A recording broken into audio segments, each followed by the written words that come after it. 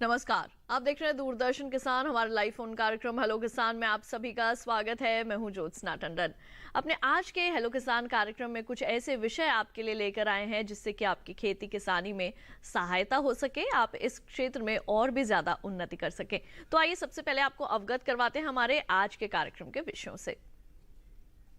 आज हम बात करेंगे खरीफ दलहनी तिलहनी फसलों में सस्य क्रियाओं की, और साथ ही बात होगी पॉली हाउस में सब्जियों की खेती की। तो इन दोनों ही विषयों से संबंधित अगर आप कोई भी जानकारी हासिल करना चाहते हैं तो आप हमें बेहिचक फोन कर सकते हैं हमारे टोल फ्री नंबर्स पर, जो कि हैं 1800-113060 और 1800-113061। बस आप सभी से एक छोटा सा निवेदन है, जब भी आप हमें फोन करें अपने टीवी की आवाज को बिल्कुल बंद रखें, जिस दौरान खासकर आप अपना प्रश्न हमारे विशेषज्ञों से पूछ रहे हो। आइए अब आपका परिचय करवा देते हैं। आज हमारे साथ स्टूडियो में मौजूद हैं डॉक्टर एस.एल. मीणा जी, जो कि हमें ज्यादा जानकारी देंगे खरीफ दलहनी तिलहनी फसलों में सस्य क्रियाओं के बारे में। आपका बहुत बहुत स्वागत है। थैंक यू, धन्यवाद। और इसके साथ ही आज हमारे साथ ऑनलाइन मौजूद रहने वाले हैं डॉक्टर प्रदीप कुमार जी, जिनसे हम जानकारी हासिल करेंगे पॉली हाउस में सब्जियों की खेती की। डॉक्टर प्रदीप, आपका भी बहुत बहुत स्वागत है हमारे लाइव फोन कार्यक्रम में। धन्यवाद ज्योत्सना। तो किसान भाइयों बहनों, हमारे दर्शकों, अगर आप हमारे इस कार्यक्रम को देख रहे हैं और अगर आप इन दोनों ही विषयों के संबंध में कुछ भी जानकारी हासिल करना चाहते हैं तो बेहिचक होकर हमें फोन कीजिए। लगातार हमारे टोल फ्री नंबर्स आपके टेलीविजन स्क्रीन पर दिखाए जा रहे हैं। तो आइए कार्यक्रम में चर्चा की शुरुआत करते हैं और सबसे पहले हम रुक करते हैं डॉक्टर मीणा का। डॉक्टर मीणा, सबसे पहले तो मैं आपसे ये जानना चाहूंगी कि इस वक्त खरीफ की कौन कौन सी दलहनी और तिलहनी फसलें हमारे खेतों में लगी है? बिल्कुल, देखिए ज्योत्सना जी, अभी मौसम चल रहा है खरीफ का, और खरीफ में जो मुख्य तौर पर हमारे देश में बोई जाने वाली जो दलहनी फसलें हैं उनमें अरहर है, मूंग है, उड़द है और लोबिया है। और जहाँ तक बात है तिलहनी फसलों की, खरीफ में जो बोई जाने वाली जो मुख्य प्रमुख जो फसल है उनमें मूंगफली है, सोयाबीन है और तिल है। तो आप देखते हैं कि ज़्यादातर जो एरिया हमारा इस समय खरीफ में होता है वो ज़्यादातर अरहर के क्षेत्र में होता है, यानी कि जो अरहर जो हमारी दलहनी फसल है वो सबसे ज़्यादा बोई जाती है। सबसे ज़्यादा जो रकबा है वो हमारे अरहर की फसल में आता है। और जब बात करते हैं हम तिलहनी फसलों की, तो तिलहनी फसलों में सबसे ज़्यादा जो एरिया हम कवर करते हैं जैसे खरीफ में वो है सोयाबीन, और मूँगफली भी है, लेकिन दोनों का ही महत्व बहुत ज़्यादा है। और इस समय खरीफ के मौसम में दलहनी तिलहनी फसलों में खास बात रखने की ये है कि अभी आप देख रहे होंगे कि पूरे भारत में काफ़ी ज़्यादातर भागों में बारिश तेज़ हो रही है और काफ़ी जगह फ्लड की सिचुएशन भी आ गई है। तो इस समय किसान भाइयों को दलहनी तिलहनी फसलों में जो पानी की जो रुकावट है उसको ख़त्म करके और जो जल का निकास है उसको सुचारू रूप से उसका प्रबंधन करें। बिल्कुल, तो हम ये तो सारी सस्य क्रियाओं के बारे में एक एक करके आपसे जरूर जानकारी हासिल करेंगे कार्यक्रम में डॉक्टर मीणा, लेकिन पहले देखते हैं इसी विषय पर आधारित एक खास रिपोर्ट।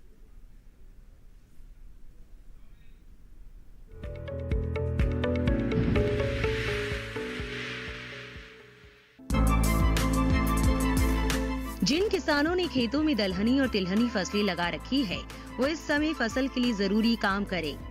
दलहनी फसल की बात करें तो मूंग में खरीफ के मौसम में पीला मौजिक रोग लगने की आशंका ज्यादा रहती है। ऐसे में किसान कृषि विशेषज्ञों की सलाह से उचित दवाओं का छिड़काव कर सकते हैं। साथ ही मूंग की जल्दी पकने वाली किस्मों की बुआई करें। किसान मूंग की सम्राट, पीडीएम 54, पीडीएम 11, नरेंद्र मूंग 1, पंत मूंग 1, पंत मूंग 2, पंत मूंग 3, पंत मूंग 4, पंत मूंग 5, मालवी ज्योति और मालवी जनचेतना आदि किस्में लगा सकते हैं। अगर मिट्टी की जांच नहीं करवाई है तो 10 से 15 किलोग्राम नाइट्रोजन और 40 किलोग्राम फास्फोरस प्रति हेक्टेयर की दर से बुआई के समय कुंडों में डालना चाहिए। मूंग, उड़द, लोबिया और अरहर में फूल आने पर मिट्टी में हल्की नमी बनाए रखें। इसमें फूल झड़ेंगे नहीं, ज्यादा फलियां लगेंगी और दाने भी मोटे व स्वस्थ होंगे। खेतों में बरसात का पानी नहीं भरने दे।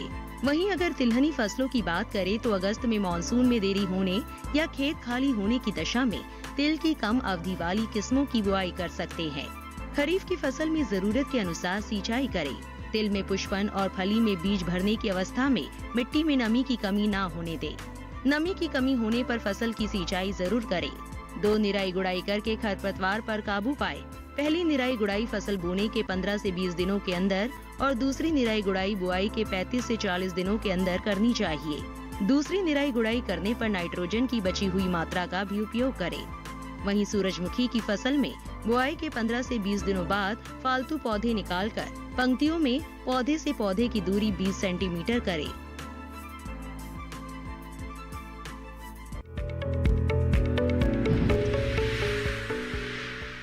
तो अभी आपने देखी है विशेष रिपोर्ट और आइए कार्यक्रम में बढ़ते हैं आगे और अब रुक करते हैं डॉक्टर प्रदीप का, जो कि हमें जानकारी देंगे पॉली हाउस में सब्जियों की खेती के बारे में।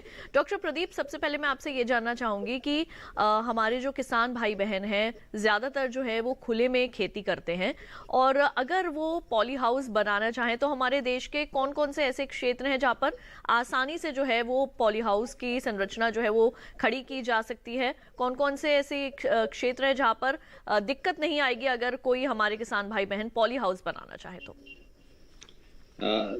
ज्योत्सना जी, जैसे कि आपने प्रश्न किया कि हमारे देश में ऐसे कौन कौन से क्षेत्र हैं जहां हम पॉली हाउस जो है वो बना सकते हैं या किसान जो है हमारे वो पॉली हाउस का निर्माण कर सकते हैं जी। अगर हम पूरे देश की बात करें तो भौगोलिक परिस्थितियों को देखते हुए जो हिली क्षेत्र है, पहाड़ी क्षेत्र हैं, वहां पर जो ये पॉली हाउस टेक्नोलॉजी है बहुत सक्सेसफुल हो रही है। इसके अलावा हमारे भारत के जो अन्य क्षेत्र हैं, चाहे वो महाराष्ट्र है, कर्नाटका है या दक्षिण भारत के और अन्य क्षेत्र हैं, सभी क्षेत्रों में लगभग हम पॉली हाउसेस का निर्माण जो है वो कर सकते हैं। और इसमें जो मुख्य बातें हैं वो ध्यान में रखने वाली ये है कि हमारे जो पॉली हाउस है उनका निर्माण करते समय ऐसे जगह का चुनाव करें जहां पानी जो है वो बिल्कुल खड़ा ना हो जी। पहली कंडीशन। दूसरी ये कि वहां सनलाइट, सूर्य की किरणें, सूर्य की रोशनी जो है वो उसमें प्रॉपर आनी चाहिए।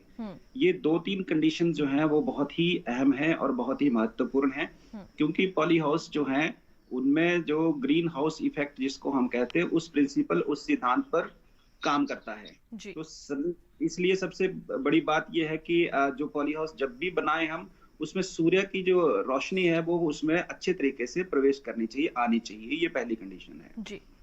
जी बिल्कुल। तो यहाँ पर अभी आपने जाना कि पॉली हाउस को आप मैदानी क्षेत्रों में तो बना ही सकते हैं, साथ ही साथ अब पहाड़ी क्षेत्रों में भी इसका चलन जो है वो धीरे धीरे बढ़ता जा रहा है और पॉली हाउस की ओर भी अब जो हमारे किसान हैं वो रुख करने लगे हैं।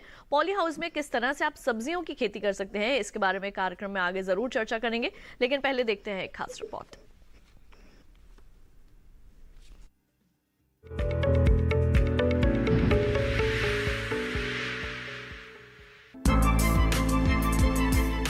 पॉली हाउस में सब्जियों की खेती फायदे का सौदा साबित होती है। किसान पॉली हाउस में बेमौसमी सब्जी लगाकर ज्यादा लाभ ले सकते हैं। पॉली हाउस में खेती करने के लिए पहले वातावरण को अनुकूल बनाया जाता है और इसके बाद सब्जी की फसल लगाई जाती है। पॉली हाउस में सब्जियों की खेती करके किसान खुले में खेती के दौरान सामने आने वाली चुनौतियों से भी छुटकारा पा सकते हैं। पॉली हाउस में खेती के बहुत से फायदे हैं, जैसे पॉली हाउस में खेती करने से फसलों की पैदावार बढ़ने के साथ साथ संसाधनों जैसे मिट्टी, पानी, पोषक तत्व, फसल उत्पाद और वातावरण की गुणवत्ता भी बढ़ती है, और जो खेती के लिए बहुत जरूरी है। पॉली हाउस का उपयोग नर्सरी तैयार करने के लिए भी किया जाता है। इसमें बेमौसम फूल गोभी, बंद गोभी, भिंडी, खीरा, टमाटर और परवल आदि सब्जियों की खेती की जा सकती है। पॉली हाउस में बेमौसमी सब्जी लगाने से कीमत 3 से 4 गुना अधिक मिल जाती है। पॉली हाउस में खेती का सबसे बड़ा फायदा ये है कि इसके जरिए किसान विपरीत परिस्थितियों या बेमौसम में भी खेती करके गुणवत्ता वाली फसल ले सकते हैं। जिन किसानों के पास कम जमीन है वे भी पॉली हाउस में खेती कर सकते हैं। 1000 वर्ग मीटर जगह में भी पॉली हाउस बनाया जा सकता है और इसमें सभी तरह की सब्जियां लगाई जा सकती है। पॉली हाउस में सब्जियों की खेती करने के लिए प्रशिक्षण लेना भी अच्छा रहता है।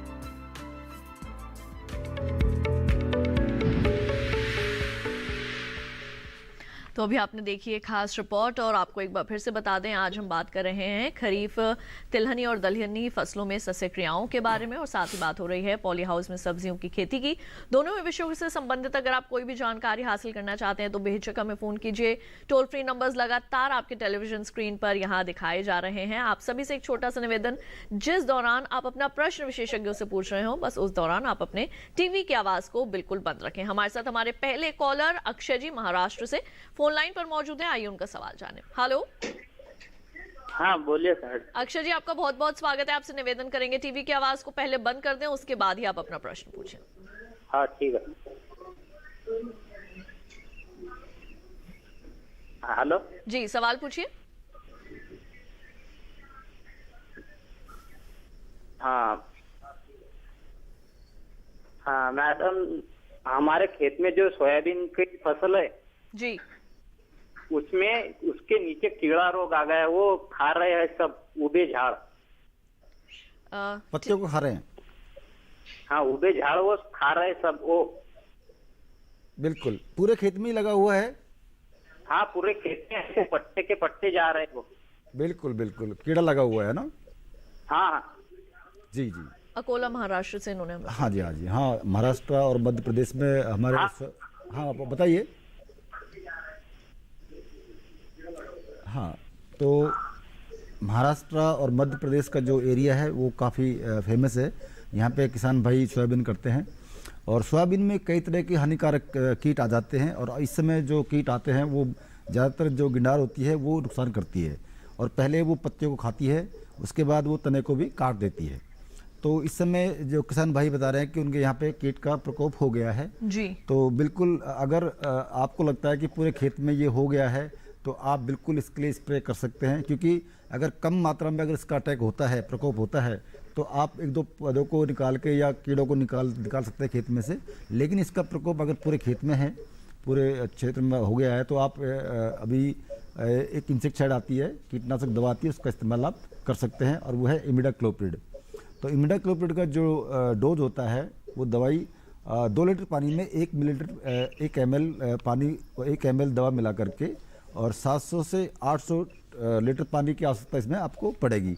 बट इसकी जो रेट होगी वो 1 लीटर पानी में आप 1 मिलीलीटर दवाई का घोल बनाएं, छिड़काव कर सकते हैं और ये छिड़काव आप 10-15 दिन के अंतराल में फिर दोहरा सकते हैं अगर प्रकोप ज़्यादा अभी भी नज़र आता है तो। वैसे तो एक छिड़काव में ही कीड़ा नियंत्रण में हो जाता है, लेकिन कई बार क्या होता है कि प्रकोप ज़्यादा हो जाता है तो कीड़ा काफ़ी देर तक सर्वाइव कर सकता है। तो देखना पड़ेगा कि आपका कीड़ा अगर एक स्प्रे में कंट्रोल हो जाता है तो फिर आपको दूसरा स्प्रे नहीं करना पड़ता है, अन्यथा आपको 2 से 3 स्प्रे भी करने पड़ सकते हैं, लेकिन इसका जो अंतराल होता है वो करीब 10 से लेकर 15 दिन के बीच में आपको करना पड़ता है। बिल्कुल। एक चीज़ और बता दें कि ये स्प्रे जो है वो सुबह के समय करें कि शाम के समय? हाँ बिल्कुल, ये बहुत ही अच्छा प्रश्न आपने पूछा है। देखिए ज़्यादातर क्या होता है, हम लोग ध्यान में रखने वाली बात इसमें ये होती है कि जब हम स्प्रे करते हैं तो हवा का जो गति है वो सबसे कम होना चाहिए। यानी कि दिन में ज़्यादातर क्या है कि हवा चलती है तो उसमें आप ड्रिफ्टिंग की प्रॉब्लम आती है, तो आपका जो खेत है उसमें अगर हम इंसेक्टिसाइड का इस्तेमाल करेंगे तो काफ़ी इंसेक्टिसाइड हवा में चली जाती है और वो इंसान के यहाँ पे भी नुकसान कर सकती है। तो बेहतर ये होगा कि आप या तो शाम के समय करेंगे तो बहुत ही अच्छा होगा। तो शाम के समय जब सूर्य जब ढलने लगे तो उस समय का जो वक्त होता है उस समय हवा का जो रुख है वो भी बहुत कम हो जाता है, हवा का जो गति है वो कम हो जाता है जी। तो उस समय आप स्प्रे कर सकते हैं और वो पूरी रात भर एक्टिव रहेगा और जो इंसेक्ट है, कीड़ा जो लगा हुआ है उस पर उसका प्रकोप जल्दी अच्छा होगा और उसका जो नियंत्रण है उसका इफेक्टिव नियंत्रण कीड़े का हो जाएगा। बिल्कुल। और इसी के साथ हमारे अगले कॉलर शंकर जी मध्य प्रदेश से मौजूद है फोन लाइन पर, कार्यक्रम में उनका सवाल भी शामिल करते हैं। हेलो। हाँ जी शंकर जी, आपका बहुत बहुत स्वागत है कार्यक्रम में, अपना सवाल पूछिए। बालाघाट से आपने हमें फोन किया है। जी मैं ये जानना चाहता हूँ सरसों की खेती में मुझे क्या करना चाहिए जो अच्छी उन्नत फसल हो। अच्छा, सरसों के खेत में क्या करना चाहिए जिससे कि आपकी फसल जो है वो उन्नत हो? जी अभी खेत में लगा रखी है आपने? नहीं, अभी सरसों का तो टाइम लगानी है ना? हाँ लगानी है अभी तो आपने। नहीं, आपका प्रश्न क्या है? सरसों की खेती करना चाहते हैं आप? जी। तो उसमें क्या चाहते हैं आप? जी सरसों की जो खेती करना चाहते हैं तो उसमें आप चाहते क्या हैं? क्या मैं सर आवाज किधर नहीं आ रही? आप ये बताएं कि आप सरसों की खेती करना चाहते हैं, उससे संबंधित जानकारी लेना चाहते हैं कि किस तरह से आपकी फसल जो है वो उन्नत हो, तो कैसे खेती करें, इसके बारे में जानना चाहते हैं? जी जी जी मैम, जी मैम। बिल्कुल। आप कहाँ से बोल रहे हैं? एमपी से? बालाघाट, एमपी, मध्य प्रदेश। बिल्कुल बिल्कुल। देखिए बिल्कुल आप सरसों कर सकते हैं और अभी सरसों का टाइम नहीं है, ये खरीफ मौसम चल रहा है और सरसों की जो बुआई होती है वो लगभग सितंबर खत्म होने के बाद यानी कि अक्टूबर के पहले सप्ताह में आप उसकी बुआई कर सकते हैं। तो उसके लिए आप करना ये है कि अभी आप खेत की तैयारी करें। अगर आपने अभी खेत में कुछ बो रखा है तो वो फसल आप ले लें और सितंबर तक वो कट जाएगी। उसके बाद अक्टूबर के पहले सप्ताह में ही आप सरसों की बुआई कर सकते हैं। तो उसके लिए आप अभी ये काम कर सकते हैं कि अगर आपने कोई हरी खाद डाल रखी खेत में तो उसकी जुताई कर सकते हैं, उसके ढंग से डिकम्पोज हो सकती है, तो उसमें आपको तैयार खेत मिलेगा। तो खेत की तैयारी बहुत ज़रूरी है। साथ ही साथ क्या है कि आपको सरसों के लिए जो बीज का चयन करना है वो बहुत महत्वपूर्ण है। तो अभी आप बीज लेके आप रख सकते हैं। अभी तो बीज मिल भी रहा है, कोई ऐसी दिक्कत नहीं है। तो अक्टूबर तक आप बीज रख लें, सितंबर तक रख लें बीज, और अक्टूबर के जो प्रथम सप्ताह जो होता है उसमें आप इसकी बुआई कर सकते हैं। तो इसके लिए आप कम से कम 5 से लेके 6 किलोग्राम बीज की आवश्यकता आपको प्रति हेक्टेयर के हिसाब से पड़ेगी। तो बीज आप ऑथेंटिक सोर्स से ले लें, NSC से ले लें, चाहे स्टेट सीड कॉर्पोरेशन से ले लें, या फिर कोई ICR के इंस्टीट्यूट से ले लें। भरतपुर में ज़्यादातर सरसों का काम हो रहा है, तो वहाँ से भी बीज ले सकते हैं। तो जो आपके एरिया में रिकमेंडेड वैरायटी जो है आप उसी को लगाएंगे तो आप बेहतर उत्पादन कर सकते हैं। बिल्कुल। और इसी के साथ कार्यक्रम में वक्त हो चला है एक छोटे से ब्रेक का। जल्द लौटेंगे वापस, कहीं मत जाइए, देखते रहिए हमारा लाइव फोन कार्यक्रम हेलो किसान।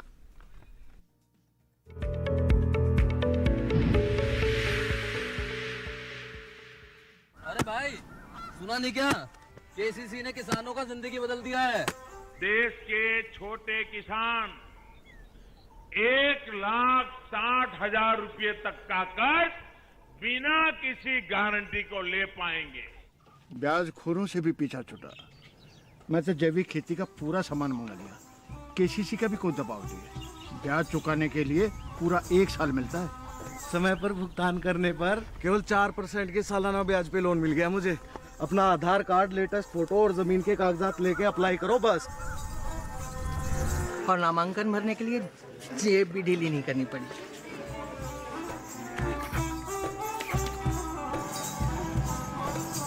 चाचा, उधार चुकाने के 24 घंटे के बाद उतने ही पैसे वापस निकाल सकते हैं।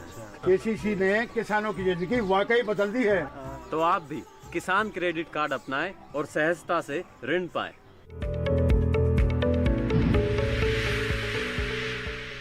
ब्रेक के बाद एक बार फिर आप सभी का स्वागत है हमारे लाइव फोन कार्यक्रम हेलो किसान में, जहां आज हम बात कर रहे हैं खरीफ की दलहनी और तिलहनी फसलों में सस्य क्रियाओं के बारे में, और साथ ही बात हो रही है पॉली हाउस में सब्जियों की खेती की।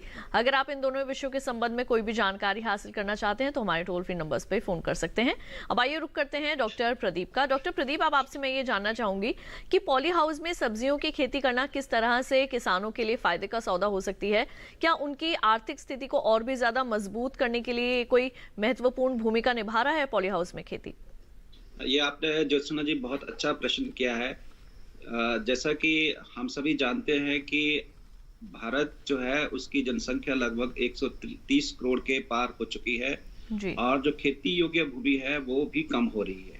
इन सारी परिस्थितियों के मद्देनजर अगर हम देखें तो अब हमारा जो समय है वो टेक्नोलॉजी का ज्यादा उपयोग करने का समय है, ताकि हम अपनी पैदावार को बढ़ा सकें।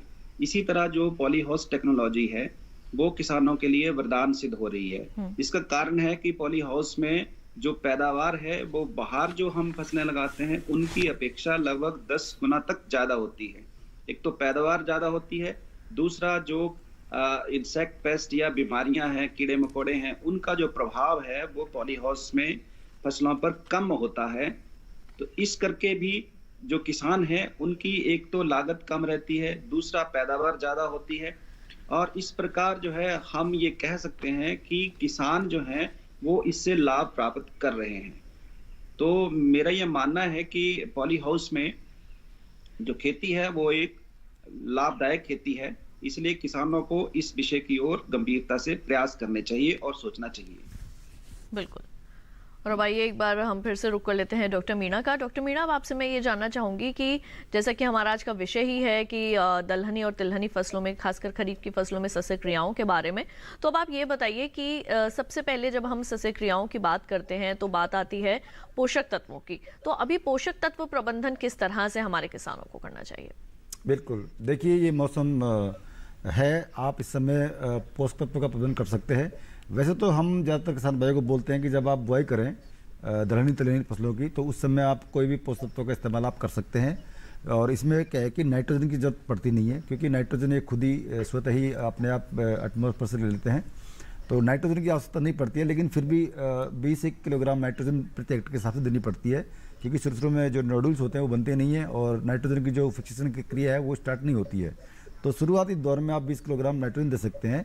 और अभी किसान भाई क्या कर सकते हैं, अगर किसान भाई भूल गए हैं देना, कोई पर्टिकुलर न्यूट्रिएंट या कोई पोषक तत्व की प्रॉब्लम हो रही है या दिख रहा है कि इसमें कोई रोग नहीं है या कोई कीड़ा नहीं है, उसके बावजूद भी उसकी इनकी जो फसल है वो अच्छे से नहीं बढ़वार उसकी हो रही है और उसके पत्ते पीले पड़ रहे हैं, तो उसमें डेफिनेटली कुछ न कुछ कोई न कोई न्यूट्रिएंट की कमी हो सकती है।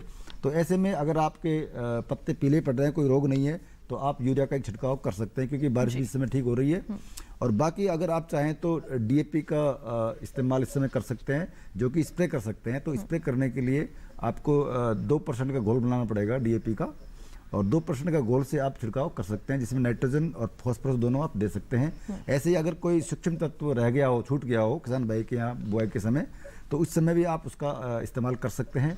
और जो सूक्ष्म तत्व हैं उनका जो कंसंट्रेशन जो होता है वो करीब 0.5% के हिसाब से होता है। तो इतना घोल बना करके आप पर्णीय छिड़काव कर सकते हैं, उससे इनकी आपूर्ति की जा सकती है। बिल्कुल। और इसी के साथ हमारे अगले कॉलर मिर्जा शाकिर जी हमारे साथ मौजूद हैं फोन लाइन पर। आइए कार्यक्रम में उनका सवाल शामिल करें। हेलो जी, आपका बहुत बहुत स्वागत है। आपने हमें तेलंगाना से फोन किया है। अपना प्रश्न बताइए, क्या जानना चाहेंगे? मैडम, ये जो एग्रीकल्चर जो चल रहा है ये कार्यक्रम हम जी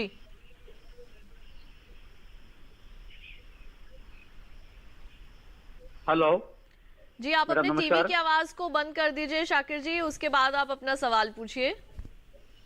जी जी जी जी मैडम, मेरा सोयाबीन से है जी। सोयाबीन में जो कीड़ा हो रहा है उसके लिए दवा कौन सी मारना चाहिए? ठीक है। बारिश थोड़ा 1 महीना हुआ, बारिश गिर के आप एक बार गिरी बारिश। ठीक है। डॉक्टर मीणा, आप कुछ पूछना चाहेंगे इनसे? नहीं, कीड़ा लगा हुआ आपकी फसल में? जी हाँ। अच्छा, कितने पैमाने पे है? पूरे खेत में है या कोई पैचेज में है या थोड़ी जगह है? कहीं एक जगह है, वो एक दो जगह दिख रहा है। ओके। तो ऐसा करिए, इसमें क्या होता है एक्चुअली कई तरह के कीड़े से में लग सकते हैं। तो जो कीड़े की जो गिंडार फेज होती है ना, सुंडी जिसे बोलते हैं हम लोग, वो बहुत खतरनाक होती है। वो पहले पत्तियों खाती है, उसके बाद आपके जो तना है उसको खाती है, पौधे तने खाती है। तो अभी आप कर सकते हैं, अगर ज़्यादा मात्रा में इसका प्रकोप नहीं है तो आप उनको चुनकर भी निकाल सकते हैं। और काफ़ी जो बर्ड्स हैं उनको बैठने के लिए आप व्यवस्था कर सकते हैं। तो बर्ड्स क्या है, जो पक्षी होते हैं वो उनको खा लेते हैं अगर ज़्यादा मात्रा में नहीं है और कोई ज़्यादा अटैक नहीं है तो आप छिड़काव ना करें। लेकिन अगर आप समझते हैं कि मेरे यहाँ पे ज़्यादा इसमें प्रॉब्लम हो गई है तो आप बिल्कुल कीटनाशक का इस्तेमाल आप कर सकते हैं। तो पहले तो आप फेरोमोन ट्रैप भी लगा सकते हैं। तो हम ज़्यादातर रिकमेंड करते हैं कि 1 हेक्टेयर में 5-6 आप फेरोमोन ट्रैप आप लगा सकते हैं। तो उससे ये पता लगेगा कि आपके खेत में कितना अटैक हो चुका है। अगर अटैक ज़्यादा मात्रा में अगर हो गया है तो बिल्कुल ये सही समय है कि आप इसका नियंत्रण अभी कर लें, क्योंकि अभी तो जो पौधे की जो अवस्था है वो वानस्पतिक वृद्धि हो रही है उनकी, फिर बाद में वो प्रजनन की अवस्था में जाएंगे। तो उससे पहले अगर कीड़ों का नियंत्रण हो जाता है तो हमारा जो पैदावार है उसका कोई असर नहीं पड़ेगा। तो इसके लिए मैं रिकमेंड करूंगा आपको कि डाइमेथोएट करके एक दवा आती है, आप उसका इस्तेमाल कर सकते हैं। और उसके इस्तेमाल में यह है कि 3 लीटर पानी में 1 मिलीलीटर दवा का आप घोल बनाएंगे और छिड़काव आप कर सकते हैं। ऐसे अगर ये दवा आपको नहीं है, सूट कर रही है, नहीं मिल रही है, तो आप दूसरी दवा का इस्तेमाल भी कर सकते हैं। उसका नाम है इमिडाक्लोप्रिड। इमिडाक्लोप्रिड का आप इस्तेमाल कर सकते हैं। तो उसकी जो मात्रा है वो भी 3 लीटर पानी में 1 मिलीलीटर दवा का इस्तेमाल करेंगे और छिड़काव आप कर सकते हैं। तो ऐसे करने से आपका जो सोयाबीन में जो कीड़ा लगा है वो मर जाएगा। बिल्कुल। और अब आइए रुक करते हैं डॉक्टर प्रदीप का। डॉक्टर प्रदीप, अब आपसे ये जानना चाहेंगे कि पॉली हाउस में कौन कौन सी ऐसी सब्जियां हैं जिनकी खेती आसानी से की जा सकती है? जी ज्योत्सना जी, पॉली हाउस में जो प्रमुखतः हम 3 सब्जियों की जो सिफारिश करते हैं, पहली है शिमला मिर्च, दूसरी है टमाटर और तीसरा है खीरा। इसके अलावा भी और बहुत सारी सब्जियां हैं जिनको हम पॉली हाउस में उगा सकते हैं, लेकिन प्राथमिकता के तौर पर जिनकी रिटर्न जो है फार्मर्स को, किसान को ज्यादा मिलती है, वो यही 3 फसलें हैं। शिमला मिर्च इसमें पहले नंबर पर है, टमाटर दूसरे नंबर पर और खीरा तीसरे नंबर पर जी। इसके अलावा बहुत सारी जो विदेशी सब्जियां हैं, एक्सोटिक वेजिटेबल्स हैं, सेलरी है, पार्सले है, ब्रसेल्स स्प्राउट्स है, लेट्यूस है या ब्रोकली है, इन सब्जियों को भी किसान जो है वो पॉली हाउसेस में उगा सकते हैं। साथ ही डॉक्टर प्रदीप, आपसे ये भी जानना चाहूंगी कि पॉली हाउस में जब हमारे किसान सब्जियों की खेती करते हैं तो उनकी गुणवत्ता को बढ़ाने के लिए कौन कौन सी ऐसी सावधानियां हैं जो बरतने की आवश्यकता है, कौन सी ऐसी मुख्य बातें हैं जिनको ध्यान में रखना चाहिए जिस दौरान वो चाहे एग्जॉटिक वेजिटेबल्स या जो जिन्हें हम कहते हैं विदेशी सब्जियां हैं, या जो आपने अभी यहाँ पर बताया कि शिमला मिर्च है, खीरा है, टमाटर है, अगर हम इनकी खेती पॉली हाउस में करते हैं तो कौन कौन सी ऐसी बातें हैं जिनको मुख्य रूप से ध्यान देने की जरूरत है? हाँ, इसमें 2-3 बातें जो है वो मुख्य रूप से ध्यान देने योग्य है। एक तो है कि जो पोषक तत्व हैं, क्योंकि हम पॉली हाउस में अपने हाइब्रिड संकर किस्मों का ज़्यादातर उपयोग करते हैं, चाहे वो शिमला मिर्च है, टमाटर है या खीरा है, और उसमें जो पोषक तत्वों की मात्रा है वो अधिक उपयोग होती है। पौधा अधिक मात्रा में पोषक तत्व जमीन से लेता है। इसलिए इसके साथ साथ हम ये सुझाव देते हैं कि जो आप पोषक तत्व नाइट्रोजन है, फास्फोरस है या पोटाशियम है, उसको मिट्टी में जो आप खाद की मात्रा दे रहे हैं, उसके साथ साथ जो फर्टिगेशन है, यानी कि सिंचाई के पानी के साथ जो घुलनशील पोषक तत्व हैं NPK, उनकी जो रेगुलर जो है वो आपको ड्रिप के माध्यम से पौधों को सिंचाई करना आवश्यक रहता है। और हमारा हिमाचल प्रदेश में जो हमने एक सुझाव दिया है, एक अनुमोदन किया है, वो ये किया है कि जो NPK है 19-19-19, उसका जो कॉम्बिनेशन है उसका 2.25 ग्राम जो है प्रति स्क्वायर मीटर के हिसाब से किसानों को दूसरे या तीसरे दिन अपनी इन फसलों में देना होगा। इसके साथ साथ पॉली हाउसेज में जो एक समस्या आती है वो कैल्शियम की कमी भी पॉली हाउसेज में, या बोरोन की कमी भी देखी जा सकती है। तो उसके लिए कैल्शियम के लिए हम सुझाव देते हैं कि कैल्शियम क्लोराइड 0.5% की मात्रा से वो उसमें उपयोग करें। इसी तरह बोरेक्स जो है उसको या तो मिट्टी में मिलाएं या बोरेक्स का स्प्रे करें। तो कुल मिलाकर के ये 2-3 बातें हैं जिनका हमें विशेष ध्यान रखना है। इसके साथ साथ क्वालिटी की अगर आपने बात की तो मैं कहना चाहूंगा कि पॉली हाउस में जो क्वालिटी होती है, गुणवत्ता होती है, वो बाहर वाली फसलों से हमेशा अधिक होती है। उसका कारण ये दूसरा कारण उसका ये भी है कि पॉली हाउस के अंदर जो इंसेक्ट पेस्ट हैं या बीमारियां हैं उनका प्रकोप कम होता है। इस कारण पॉली हाउस उत्पाद की हमेशा गुणवत्ता जो है वो अधिक होती है। जी, इसी के साथ हमारे अगले कॉलर रामकेश जी जुड़ चुके हैं अलवर से। आइए जानते हैं उनका सवाल क्या है। हेलो। हाँ जी सर, नमस्कार मैडम। जी नमस्कार, आपका बहुत बहुत स्वागत है कार्यक्रम में। अपना सवाल पूछिए, क्या जानना चाहते हैं आप? तिलहन मतलब तिल्ली बोई है, उसमें क्या है कि ज्यादा से ज्यादा पैदा, उसके लिए क्या करना चाहिए मुझे? तिल्ली बोना है आपको? बो दिया सर, उसमें ज्यादा मतलब फसल लेने के लिए क्या दूं उसमें कि ज्यादा है? अच्छा, देखो ज्यादा फसल लगने के लिए तो कई कारण होते हैं। पहली बात तो है कि आपने कौन सी वैरायटी उगाई है, कौन सी किस्म ली है, कहाँ से ली है, ये बहुत महत्वपूर्ण हो जाता है।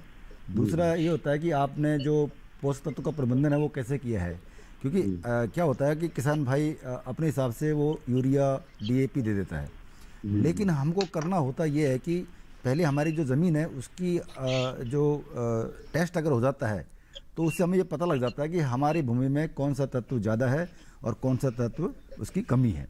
तो उसके हिसाब से हमें प्रबंध करना होता है। तो ये 2-3 चीज़ ध्यान रखने की होती हैं। पहली बात तो आपका बीज अच्छी क्वालिटी का होना चाहिए, अच्छी वैरायटी का होना चाहिए, अच्छी जगह से लिया हुआ होना चाहिए। दूसरा आपका जो सॉइल टेस्ट है, यानी कि जो मिट्टी की जाँच है, उसका करना बहुत ज़रूरी है, क्योंकि अगर एक भी तत्व अगर कम मात्रा में अगर पाया जाता है तो हमारा जो प्रोडक्शन है, जो ओवरऑल जो उपज है वो कम हो जाती है। दूसरी बात यह है कि जब खेत में अगर आपकी फसल खड़ी है तो उसमें कोई हानिकारक कीट या कोई रोग तो नहीं लगा है, तो उस पर ध्यान रखना बहुत ज़रूरी है। और तीसरी बात ये होती है, इसमें चौथी बात ये होती है कि आपका जो फील्ड होता है वो उसमें पानी का ठहराव नहीं होना चाहिए, क्योंकि जो तिल वाली जो फसल है ये पानी से बहुत सी सेंसिटिव होती है। यानी कि अगर पानी आपके खेत में अगर 40 घंटे के आसपास रह गया है तो आपकी जो फसल है वो कोलैप्स कर जाती है। तो आपको करना ये होता है कि अगर बारिश का पानी आपके खेत में भरा हुआ है तो जल निकास की व्यवस्था आप करें, और साथ ही अगर कोई हानिकारक कीट और या कोई रोग लगा है तो उसका भी आप इस समय प्रबंधन कर सकते हैं। तो एक तो खरपतवार को नियंत्रण करना बहुत ज़रूरी है, क्योंकि ये जो क्रॉप है इसमें शुरुआती फेज में जो खरपतवार अगर आ जाते हैं तो ये हमारी जो उपज है उस पर प्रभाव डालते हैं, कुप्रभाव डालते हैं। तो जब आपकी फसल हो जाए करीब 25-30 दिन की, तो उस समय आप एक बार निराई गुड़ा जरूर करें, और उसके बाद अगर कोई हानिकारक कीट लगा है तो उसमें बिल्कुल एक कीटनाशक का इस्तेमाल करें, और या कोई रोग लगा है तो उसमें आप कार्बेंडाजिम आप ले सकते हैं। तो आपको ये सब कुछ देखना होगा, उसके बाद आप ये सब कुछ प्रबंधन करके अच्छी उपज ले सकते हैं। जी, इसके साथ हमारे अगले कॉलर जय सिंह चौहान जी मौजूद हैं फोन लाइन पर मध्य प्रदेश से, उनका भी कार्यक्रम में सवाल शामिल करते हैं। हेलो हेलो हेलो जय सिंह जी, आपको आवाज मिल रही है हमारी? लगता है शायद उन तक अब हमारी जो आवाज है वो नहीं पहुंच रही है। ये कार्यक्रम में हम यहाँ पर चर्चा को आगे बढ़ाते हैं और एक बार फिर से रुक करते हैं डॉक्टर प्रदीप का। डॉक्टर प्रदीप, आपसे मैं ये जानना चाहूंगी कि हमने ये तो जान लिया कि कौन कौन सी सब्जियों की खेती आसानी से पॉली हाउस में हो सकती है, लेकिन तापमान और आर्द्रता जो है उसका भी हमें ध्यान रखना होता है, तो उसके बारे में जानकारी दें कि कितना तापमान होना चाहिए उसके अंदर। ये आपने बहुत अच्छा प्रश्न पूछा है। मैं थोड़ा सा एक विषय और जोड़ना चाहूंगा कि आपने गुणवत्ता की बात की थी, तो गुणवत्ता में एक विषय मेरे ध्यान में आ रहा है कि जो ट्रेनिंग और प्रूनिंग है वो शिमला मिर्च, टमाटर और खीरा में बहुत ही महत्वपूर्ण है और पॉली हाउसेज में उसकी बहुत अहमियत रहती है। तो ट्रेनिंग और प्रूनिंग जो है वो किसान अवश्य करें और इसमें शिमला मिर्च जो है उसको 3 से 4 टहनियों तक रखें और टमाटर जो है उसको केवल 2 टहनियों तक, और खीरे को हम ये सुझाव देते हैं कि वो 1 टहनी तक ही उसको रखें, बाकी जो शूट्स उसकी निकलती है उनको निकाल दें। और एक आपने और प्रश्न किया कि तापमान और ह्यूमिडिटी या नमी पॉली हाउसेज के अंदर कितनी रहनी चाहिए जी। तो तापमान जितनी भी ये सब्जियां हैं, चाहे शिमला मिर्च है, टमाटर है या खीरा है, ये तीनों जो फसलें हैं बेसिकली इनके लिए टेम्परेचर जो है वो अधिक चाहिए, क्योंकि समर वेजिटेबल्स अगर हम बात करें ऐसे साधारण शब्दों में तो समर या गर्मियों की फसलें इनको कहा जाता है जी। लेकिन इसमें भी तापमान की जो लिमिट है वो 35 डिग्री से ऊपर तापमान जो है वो हानिकारक रहता है, क्योंकि 35 से 40 डिग्री सेंटीग्रेड के बीच में जब तापमान आता है तो फूल जो है वो झड़ जाता है।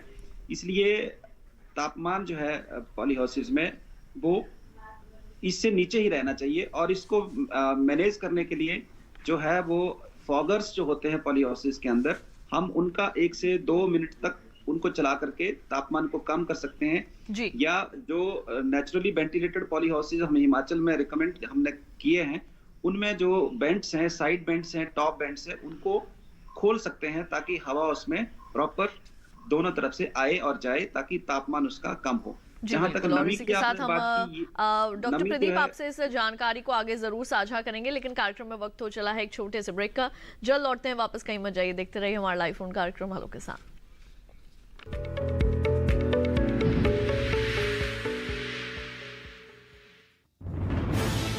कोरोना वायरस के खतरे से बचते हुए फसल की कटाई, बिक्री, खरीद, नई फसल की जुताई और बुआई सुरक्षित हो सकती है अगर हम लगातार हाथों को साबुन और साफ पानी से नियमित अंतराल पर धोते रहें। नाक, मुंह को मास्क, गमछे या कपड़े से ढक कर रखें। आंख, कान, नाक, मुंह न छुएं। आपस में 2 गज की दूरी बनाए रखें। मास्क और 2 गज की दूरी के मंत्र को अभी हमें छोड़ना नहीं है। फसलों की बुवाई एवं कटाई करते समय आपस में कम से कम 2 गज की दूरी बनाए रखें। फसल की कटाई करने के बाद छोटे छोटे ढेरों में इकट्ठा करें। कृषि के औजारों की समय समय पर सफाई करें। एक दूसरे के साथ औजारों की अदला बदली न करें। श्रमिकों के शौचालयों और हाथ धोने की जगह की ठीक से सफाई जरूरी है। बुआई, कटाई एवं मड़ाई के दौरान इस बात का ध्यान रखें कि इन स्थानों के आसपास कोई थूके नहीं। कंबाइन, हार्वेस्टर, थ्रेशर, जुताई और बुआई की मशीनों को इस्तेमाल से पहले साफ करें। मशीनों के इस्तेमाल से पहले और इस्तेमाल के बाद हाथ साबुन से साफ करें। वाहनों, बोरियों, थैलियों और पैकिंग के दूसरे सामान की साफ सफाई पर भी खास ध्यान दें। खरीद केंद्र पर आने से पहले किसानों एवं श्रमिकों की जांच। खरीद केंद्रों पर भीड़ न लगाएं एवं किसानों को बारी बारी से बुलाएं। गोदामों पर खरीदी हुई फसल को लेने में शीघ्रता करें ताकि किसानों एवं श्रमिकों को रुकना ना पड़े। कोरोना के खतरे से बचाव और अधिक जानकारी के लिए आरोग्य सेतु ऐप डाउनलोड करें। देश में खाद्य सुरक्षा के ये सिपाही भोजन की निरंतर उपलब्धता को सुनिश्चित करते हैं। किसान स्वस्थ रहें, तभी हम कोरोना वायरस से जीत पाएंगे, आगे बढ़ पाएंगे। किसान सबल, देश प्रबल।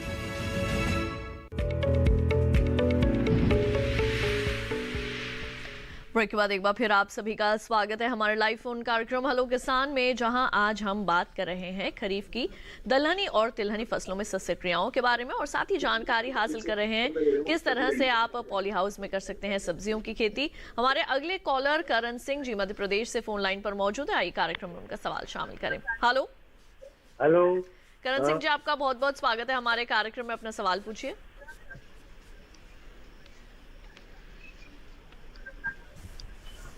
अरे मैडम, ये है क्या समस्या हमारी आवाज का? हेलो जी जी, हम आपकी आवाज सुन पा रहे हैं, अपना प्रश्न पूछिए। अच्छा, तो ये हमने सोयाबीन लगाई है खेत में। ठीक है, सोयाबीन खेत में लगाई है जी। आवाज आ रही? अगर आप अपने टीवी की आवाज को बंद कर देंगे पहले, तो आप अपना अच्छा। प्रश्न आसानी से पूछ पाएंगे। अच्छा जी, टीवी को बंद कर दीजिए आवाज को। सोयाबीन लगाई तो उसका ये फूल आया नहीं। ठीक है, तो उसका फूल आया तो पूरा फूल खिल गए, फली एक भी नहीं है उसमें।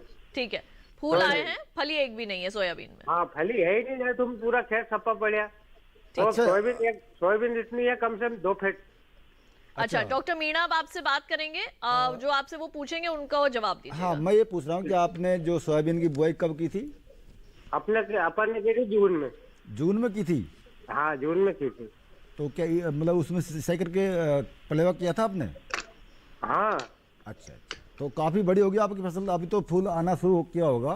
फूल भी आके खिल गए पूरे। अच्छा, झड़ गए पूरे खिल गए। हाँ। और फली बिल्कुल नहीं आई? बिल्कुल नहीं है, फली एक भी नहीं है। कम से कम 10 एकड़ जमीन है, उसमें एक भी नहीं है फूल। अच्छा, देखिए, आपकी जो समस्या है मैं समझ सकता हूँ। फूल झड़ने के कई कारण हो सकते हैं। देखिए, पहली बात तो ये है कि आपने अपनी जो खेत है उसकी जो मिट्टी है उसकी जांच करवाई कभी पहले आपने? अभी जो है ना, हमारे जो भारत सरकार ने एक स्कीम चला रखी है सोइल हेल्थ कार्ड, उसके जरिए हर खेत में हमको ये पता रहना चाहिए कि मेरे खेत में कौन सा तत्व ज़्यादा है, कौन सा कम है, क्योंकि ये फूल झड़ने के कई कारण हो सकते हैं। अच्छा, दूसरा, कई बार क्या होता है कि हम लोग पोषक तत्वों का प्रबंधन नहीं करते हैं। ज़्यादातर किसान भाई क्या करते हैं, जो मेजर वाले होते हैं नाइट्रोजन, फास्फोरस, पोटास, इनको दे देते हैं। लेकिन इनसे काम चलता नहीं है, क्योंकि ऐसा है, वैसे भी सोयाबीन एक लेग्यूम क्रॉप है तो इसको जरूरत भी नहीं है नाइट्रोजन की। तो लेकिन जो माइक्रो न्यूट्रिएंट जो होते हैं, यानी कि सूक्ष्म तत्व जो होते हैं, उनकी अगर कमी हुई तो बिल्कुल मैं से कह सकता हूं कि उसमें फूल झड़ने की गुंजाइश है। क्योंकि एक भी अगर सूक्ष्म तत्व की कमी रहती है तो हमारा जो पौधा होता है सोयाबीन का, उसका जो फिजियोलॉजी होती है उसमें जो कई तरह के मेटाबॉलिक एक्टिविटी होती हैं, उसमें कई फिजियोलॉजिकल प्रोसेस होते हैं, वो बिल्कुल डिस्टर्ब हो जाते हैं। तो अगर जैसे बोरॉन है, उसका बहुत बड़ा रोल होता है। ऐसे ही आपका जो मैग्नीज है, उसका बहुत बड़ा रोल होता है। तो इन सूक्ष्म तत्वों का पता लगाना बहुत ज़रूरी है कि आपकी मिट्टी में अगर ऐसा तो नहीं है कहीं ये कोई पोषक तत्व खत्म हो गए हों। दूसरा क्या होता है कि जब हमारा जो खेत पूरा जो उसमें फूल आने होते हैं उस समय, तो कई बार क्या बारिश हो जाती है उसके ऊपर। जब फूल आता है, अगर बारिश हो गई है तो उस समय भी बिल्कुल ये फूल झड़ जाते हैं और फलियाँ नहीं बनती हैं, क्योंकि जब अगर फूल झड़ गया तो फिर फलियाँ कहाँ से बनेंगी। तो फूल का जब आना होता है, जब फूल जब आता है पौधों पर, तो उस समय एक तो हमें सिंचाई नहीं करनी होती है, बिल्कुल नहीं करनी होती है। सिंचाई या तो पहले करें या बाद में करें।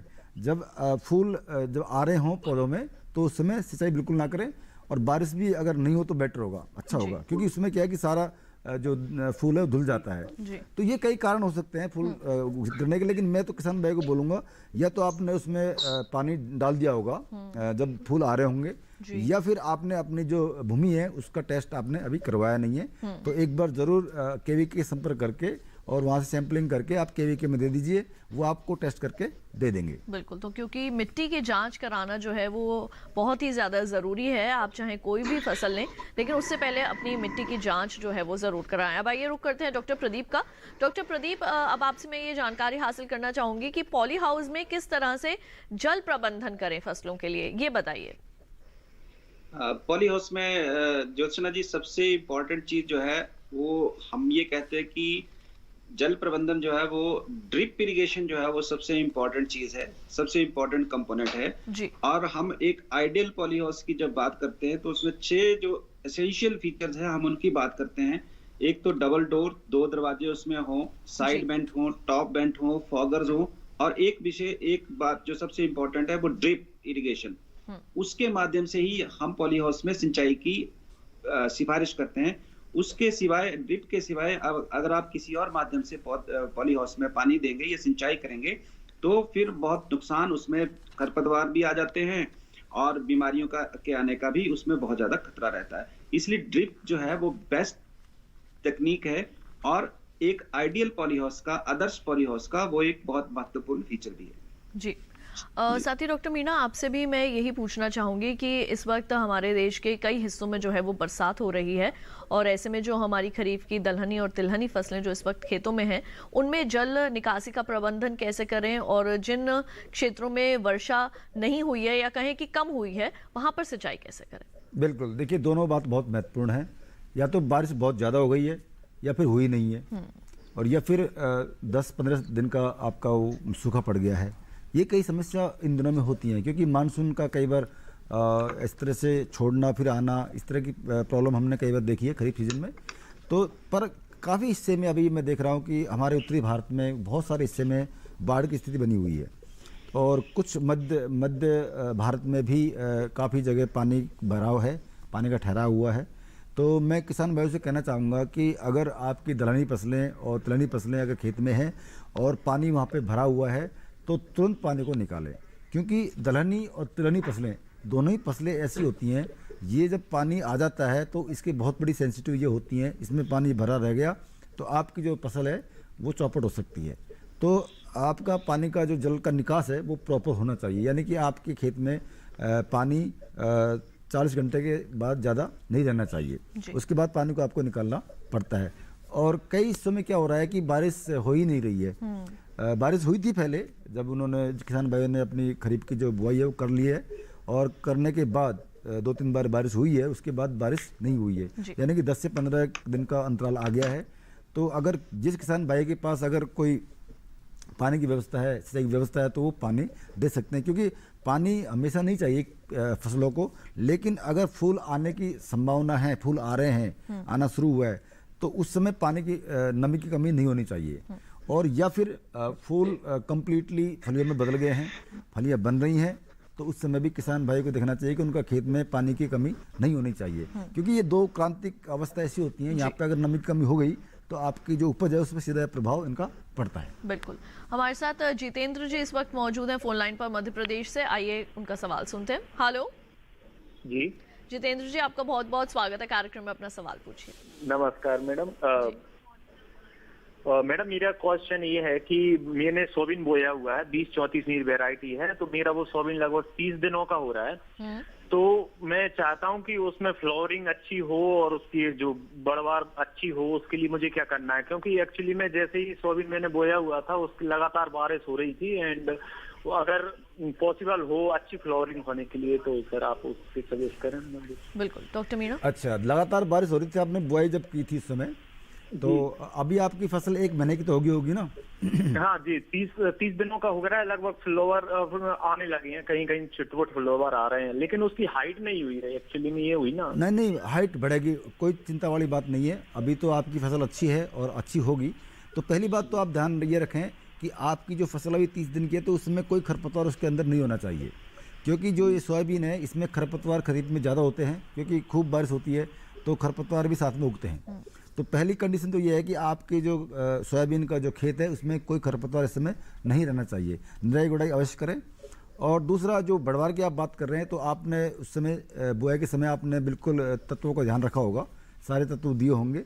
लेकिन मैं ये कहता हूँ, अगर कोई तत्व आपने नहीं दिया है और आपको पता है कि मेरी जो ज़मीन है उसमें ये पर्टिकुलर तत्व कम है, तो आप अभी भी छिड़काव कर सकते हैं।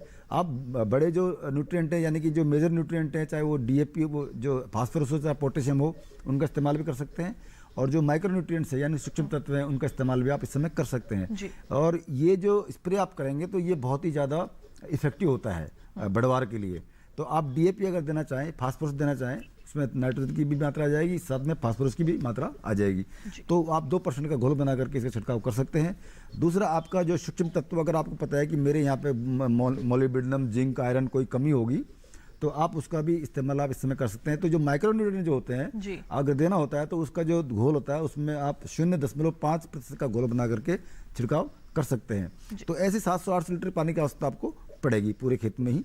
और दूसरा क्या है कि इस समय कोई भी हानिकारक कीट आपके खेत में नहीं होना चाहिए, ये चीज़ आपको देखना है। और आपको डेली आपको जाना है खेत में, सुबह शाम देखना है कि कोई हानिकारक कीट, उसकी गिडार या सूंडी वगैरह तो कोई अटैक नहीं कर रही है, क्योंकि ये सब चीज़ मैनेज करनी पड़ती है। अगर ये नहीं मैनेज करोगे तो आपको उपज में नुकसान होगा।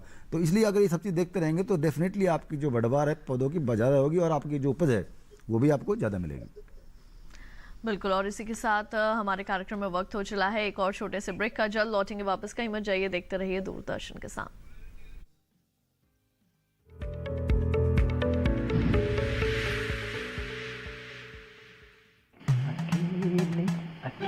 अरे वाह भैया, अकेले अकेले। अरे तू भी ले, पर खाएगा कैसे? मैं ऑर्गेनिक खेती की बात कर रहा रे बेटे। अकेले अकेले खेती कब तक करेगा? मतलब गांव में 20-25 किसानों का समूह बना के पंजीकरण करवा ले, फिर सरकारी ट्रेनिंग भी मिलेगी और मुफ्त जैविक बीज खाद भी। फिर पीजीएस ऑर्गेनिक की सरकारी मोहर के साथ तेरी उपज आकर्षक पैक में पहुंचेगी बड़े बाजार तक। अच्छा? हाँ। अरे भाई, कहाँ चल दिया? सबको साथ लाने, आमदनी बढ़ाने। तो किसान भाई समझ गए ना, साथ मिलकर ऑर्गेनिक खेती कीजिए, अपनी परंपरा को आगे बढ़ाइए, ज्यादा मुनाफा कमाइए। माटी से प्रेम की परंपरा है परंपरागत खेती।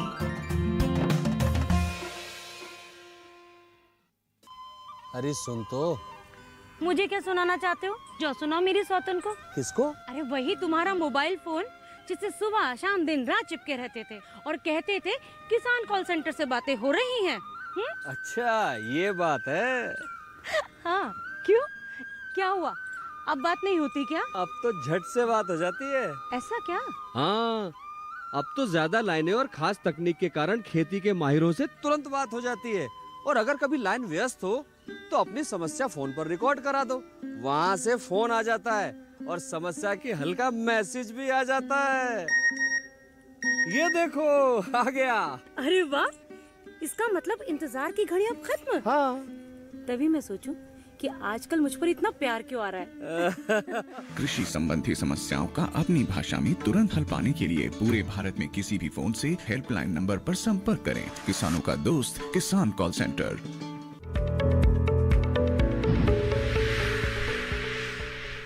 ब्रेक के बाद एक बार फिर आप सभी का स्वागत है हमारे लाइव फोन कार्यक्रम हेलो किसान में। आज हम बात कर रहे हैं खरीफ दलहनी और तिलहनी फसलों में सस्य क्रियाओं के बारे में और साथ ही बात हो रही है पॉली हाउस में सब्जियों की खेती की। हमारे अगले कॉलर दिलीप महाजन जी हमारे साथ मध्य प्रदेश से फोन लाइन पर मौजूद हैं। आइए उनका सवाल जानते हैं। हेलो,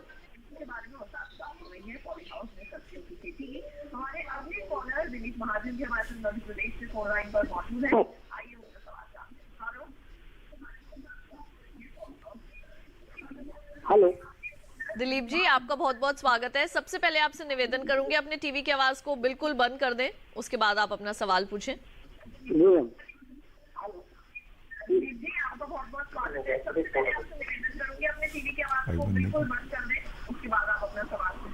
हाँ मैडम, बंद करके। जी, आपके टीवी की आवाज लगातार हमें आ रही है और हमारे पास समय भी जो है वो कम होता जा रहा है, तो कृपया करके टीवी की आवाज को जल्दी बंद कर दीजिए और आप अपना सवाल पूछिए। हाँ मैडम, मैं जानना चाह रहा था पॉली हाउस का खर्च कितना आता है? पॉली हाउस में खर्च कितना आता है? हाँ, पॉली हाउस जगह का लगाने में कितना खर्च आता है? ठीक है डॉक्टर प्रदीप, आपके लिए सवाल आया है कि पॉली हाउस लगाना चाहते हैं, इसमें लागत कितनी आती है? इसमें जो पॉली हाउस का साइज है, लागत जो है वो पॉली हाउस के साइज पर डिपेंड करती है जी। अगर आप 250 स्क्वायर मीटर का पॉली हाउस बनाना चाहते हैं तो लगभग 3 से 4 लाख रुपए उसमें खर्चा आता है। अगर आप 500 स्क्वायर मीटर या 1000 स्क्वायर मीटर का पॉली हाउस बनाना चाहते हैं तो आपका खर्चा उसी रेट पे बढ़ जाता है। यानी कि अगर आपने 500 स्क्वायर मीटर का पॉली हाउस बनाना तो 7-8 लाख रुपए आपका खर्चा आएगा। और अगर आप इससे बड़ा पॉली हाउस बनाना चाहते हैं लगभग 1000 स्क्वायर मीटर का, तो आपका खर्चा जो है 15 लाख रुपए तक आ सकता है। लेकिन इसके साथ साथ अगर प्रदेश सरकार पॉली हाउस तकनीक के लिए सब्सिडी दे रही है या राष्ट्रीय बागवानी बोर्ड सब्सिडी दे रहा है, तो किसान को उस सब्सिडी का लाभ भी लेना चाहिए। बिल्कुल। तो अगर आप पॉली हाउस लगाना चाहते हैं तो क्या उसके अंदर लागत आती है, वो अभी यहाँ पर डॉक्टर प्रदीप ने बताया, और साथ ही ये भी बताया कि अगर प्रदेश सरकार इसके अंदर जो सब्सिडी देती है उसका भी आप लाभ जो है वो प्राप्त कर सकते हैं। डॉक्टर प्रदीप, अगला सवाल मेरा आपसे ही रहेगा और वो ये रहेगा कि जब हमारे किसान पॉली हाउस में खेती जो है वो अगर शुरू करना चाहते हैं, और अब जैविक खेती को भी जो है वो काफ़ी बढ़ावा मिल चुका है, हमारे किसान जैविक खेती की ओर भी अब रुख कर रहे हैं, और क्योंकि उसका जो उत्पादन आता है उसकी बाजार में जो मांग है वो भी काफ़ी अच्छी रहती है। तो एक तो पॉली हाउस में वैसे ही गुणवत्ता जो है वो सब्जियों की अच्छी होती है, लेकिन अगर जैविक तरीके से करना चाहें तो कैसे कर सकते हैं? हाँ, जैविक तरीकों से भी खेती जो है पॉली हाउस में लोग कर रहे हैं और उसमें कोई समस्या नहीं आती है। और अब हमारे साथ बहुत सारे जो जैविक उत्पाद है वो पॉली हाउस के लिए भी और अन्य बाहरी क्षेत्रों में खेती के लिए भी उपलब्ध हैं। इसलिए किसान जो है वर्मी कंपोस्ट है, केंचुआ खाद जिसको बोलते हैं, या फिर जो अन्य दूसरे जैविक खाद्य उपलब्ध हैं मार्केट में, उनका उपयोग कर सकते हैं। इसके साथ साथ जो पॉली हाउस के अंदर कीटनाशक हैं, वो भी जो जैविक कीटनाशक हैं, आजकल मार्केट में बहुत सारे ऐसे जैविक नीम बेस्ड जो कीटनाशक हैं या और जो हमारे जैविक कीटनाशक उपलब्ध हैं, उनका उपयोग किसान कर सकते हैं। और ये बात सही है कि जो मार्केट में अब ट्रेंड है वो जैविक उत्पादों के लिए लोगों का रुझान बढ़ा है, और बहुत सारे किसान जो हैं वो जैविक कृषि जो है वो पॉली हाउस के अंदर भी कर रहे हैं।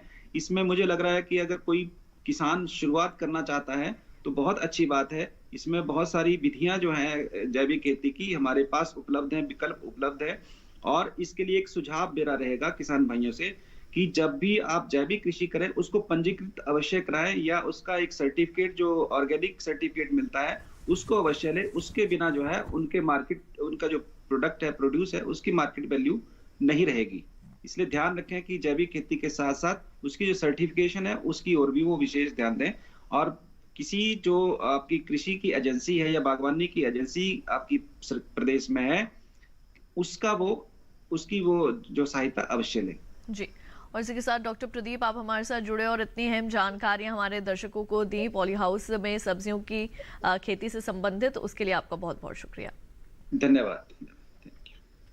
और अब आइए रुक करते हैं डॉक्टर मीणा का। डॉक्टर मीणा, अब मैं आपसे ये जानना चाहूंगी कि खरीफ में जो दलहनी और तिलहनी फसलें इस वक्त खेत में लगी हैं, बारिश का मौसम भी है, तो इसमें कीटों और रोगों का प्रकोप भी जो है वो बढ़ता नजर आता है, तो किस तरह से उनका नियंत्रण करें? बिल्कुल आपने सही कहा, क्योंकि अभी खरीफ के मौसम में ज़्यादा बारिश होती है, तो इस समय एक तो खरपतवार पहले से भी ज़्यादा अग्रेसिव होते हैं, उनका बहुत बड़ा रोल होता है हमारी जो उपज है उसको घटाने में। तो खरपतवार का नियंत्रण आप करना चाहिए।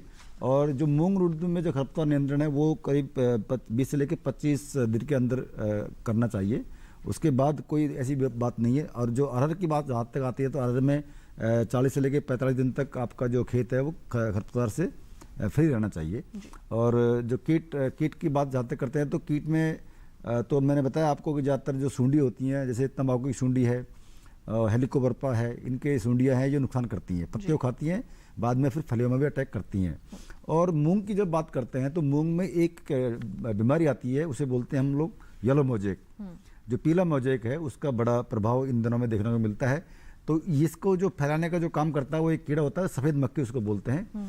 तो अगर आपके खेत में मूंग में अगर सफ़ेद पीला जो मोजेक लग गया है, तो उसमें आप जो वेक्टर है उसका, हमारे सफ़ेद मक्खी है, उसका कंट्रोल करने के लिए आप इमिडाक्लोपिड का इस्तेमाल कर सकते हैं, या फिर डाईमेथोएट का इस्तेमाल आप कर सकते हैं। उसकी जो मात्रा होती है मैं पहले बताया था, 1 ml को 3 लीटर पानी मिला करके घोल बना करके आप छिड़काव कर सकते हैं। ऐसे ही दूसरे कीट हैं उनका भी आप नियंत्रण कर सकते हैं। तो ये बहुत जरूरी है कि इस समय आपको जो कीट, हानिकारक कीट हैं या रोग हैं, इनका बड़ा ध्यान रखना पड़ता है। ऐसे ही जैसे आपका मूंगफली इसमें टिक्का डिजीज हो जाती है, तो उसको रोकने के लिए भी कार्बेंडिजिम का इस्तेमाल करना पड़ सकता है आपको। तो इस तरह से आप हानिकारक कीट और रोग का नियंत्रण आप कर सकते हैं। बिल्कुल। तो डॉक्टर मीणा, आपका भी बहुत बहुत शुक्रिया, आप यहाँ पर आए और इतनी अहम जानकारियाँ हमारे किसान भाइयों बहनों को दी इस विषय से संबंधित, उसके लिए आपका धन्यवाद। आपको धन्यवाद। तो किसान भाइयों बहनों, आज आपने जाना कि किस तरह से आप खरीफ की दलहनी और तिलहनी फसलों में सस्य क्रियाएं कर सकते हैं और पॉली हाउस में सब्जियों की खेती कैसे कर सकते हैं। अब आइए आपको हम बता दें कि हमारे अगले जो कार्यक्रम है उसका क्या विषय रहने वाला है। अगले कार्यक्रम में हमारा विषय है फसलों में कीटनाशकों का सुरक्षित उपयोग, और साथ ही हम बात करेंगे धान में कीट नियंत्रण के बारे में। इन दोनों विषयों से संबंधित कोई भी जानकारी अगर आप लेना चाहते हैं, पहले से ही अपने प्रश्न हमें भेजना चाहते हैं, तो हमारा ईमेल आईडी नोट करें, hellokisan2015@gmail.com। फेसबुक के जरिए जुड़ना चाहते हैं तो फेसबुक पर जाएं, हिंदी में टाइप करें हेलो किसान, वहां भी आप अपने प्रश्न में लिख सकते हैं। दूरदर्शन किसान का कॉल सेंटर नंबर 1800113060। ये सोमवार से शनिवार सुबह 6 बजे से रात 10 बजे तक आपके लिए उपलब्ध रहता है। और साथ ही हमारे इस कार्यक्रम को देखने के लिए आप दूरदर्शन किसान के YouTube चैनल पर भी जा सकते हैं और वहां पर भी आप हमारा हेलो किसान कार्यक्रम के पहले के प्रसारित कार्यक्रम देख सकते हैं, या फिर टीवी पर दिखाए जा रहे QR कोड को भी स्कैन कर सकते हैं। और इसके साथ ही हमारे आज के लाइव फोन कार्यक्रम में केवल इतना ही। मुझे दीजिए इजाजत। आप सभी अपना रखिए ख्याल। देखते रहिए दूरदर्शन किसान। नमस्कार।